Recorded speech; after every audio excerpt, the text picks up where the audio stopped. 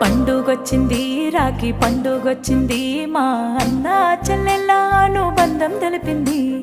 గుర్తుకొస్తుంది గుండె ఉప్పొంగుతుంది మా పుట్టింటికి పద పదమంట